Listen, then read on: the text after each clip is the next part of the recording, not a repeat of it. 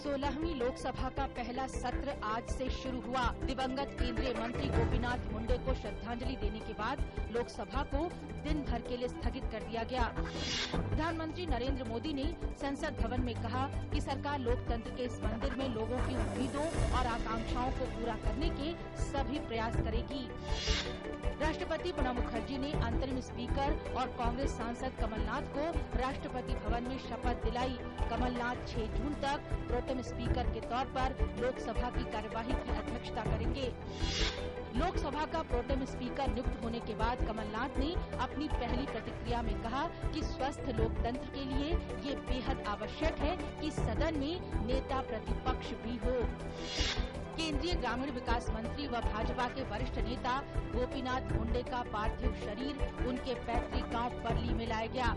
आज उनका अंतिम संस्कार किया जाएगा। गृह राज्य मंत्री किरेन रिजिजू ने कहा कि उत्तर प्रदेश की स्थिति हम सभी के लिए चिंता का विषय। रिजिजू ने कहा कि पूर्वोत्तर में अवैध प्रवासियों और घुसपैठियों, खासतौर से बांग्लादेश से आने वालों का मुद्दा चिंता का विषय है। ये एक राष्ट्रीय मुद्दा है। शुरुआती कारोबार के दौरान शेयर बाजार में देखी गई मजबूती। सेंसेक्स 67 अंक की और तेजी के साथ 24,926 अंक पर खुला। निफ्टी भी 11 अंक की तेजी के साथ 7,427 अंक पर पहुंच गया। आज के शुरुआती कारोबार के दौरान डॉलर के मुकाबले रुपया 4 पैसे के मामूली सुधार के साथ 59.34 रुपए प्रति डॉलर पर पहुंच गया। कल के कारोबारी सत्र में डॉलर की तुलना में रुपया 23 पैसे की गिरावट के साथ 59.38 रुपए प्रति डॉलर पर बंद हुआ था। मिस्र में पूर्व सेना प्रमुख अब्दुल फतेह अल सीसी को आधिकारिक तौर पर नया राष्ट्रपति घोषित किया गया है।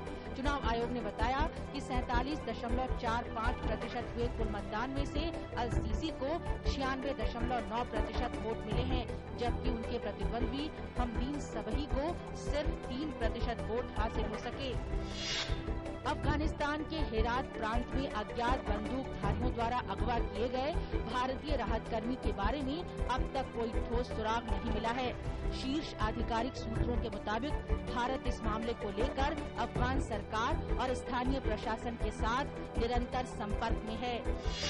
नाइजीरिया के 10 जनरल और 5 वरिष्ठ सैनिक अधिकारी कोर्ट मार्शल में कट्टरपंथी संगठन बोको हरम को हथियार और सूचनाएं देने के दोषी पाए गए हैं। देश के नेता और कुछ अधिकारी लंबे समय से आरोप लगाते रहे हैं कि बोको हरम को सैनिक तंत्र के ही कुछ लोग मदद पहुंचाते रहे हैं। मॉनसून समय से चल रहा है और अगले 24 घंटे में इसके केरल पहुंचने की संभावना है। दक्षिण पश्चिम मॉनसून के अगले 24 घंटे में केरल पहुंचने और दक्षिण अरब सागर, मालदीव, कोमोरिन इलाके के कुछ हिस्सों, तमिलनाडु के कुछ हिस्सों और बंगाल की खाड़ी के कुछ हिस्सों में बढ़ने की संभावना है।